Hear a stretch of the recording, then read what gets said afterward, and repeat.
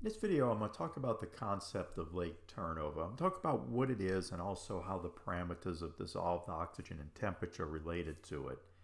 So we'll be focusing on the lake or the reservoir, but we also can have releases from the reservoir, so we can have these impacts in the downstream areas also.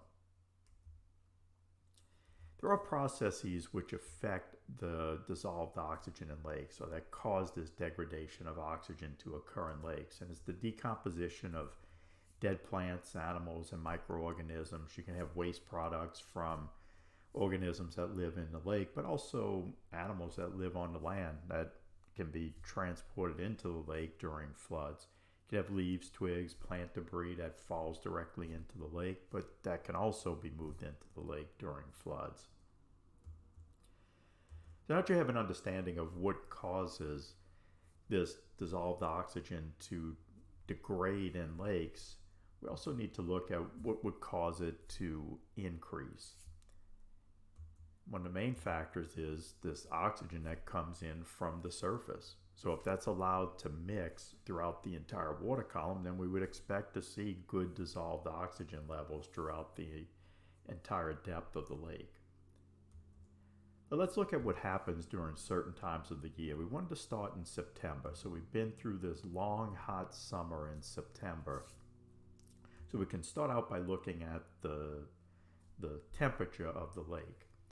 So on the y-axis you have depth. So you can see that for the first 40 feet of depth you have a water temperature of about 80 degrees. You can see also that you see this rapid transition after about 40 feet. That takes us down to these colder temperatures, and that boundary between these two is called the thermocline. So we have this warmer, less dense water that sits on top, and we have this colder, denser water that sits on the bottom, and it's separated by the thermocline, and these two layers are not mixing. So we will get mixing of that oxygen that's coming in at the surface in this first 40 feet. So let's go see what happens with the dissolved oxygen. So this is dissolved oxygen at this lake in the month of September.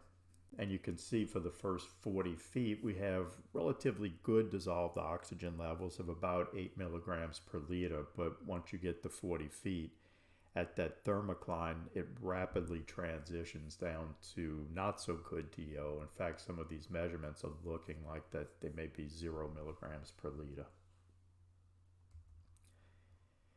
So if we move to January, so now we've been through fall and we've been through some of winter. Let's take a look at what's happening with the temperature. So you can see throughout the entire depth, we're less than 50 degrees. We're probably at about 48 degrees or so, and it's uniform throughout the entire depth of the lake. So what that allows for is this mixing throughout the entire water column.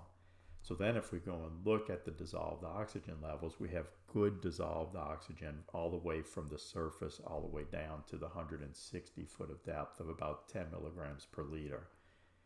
So this is when people will typically say that the lake has turned over.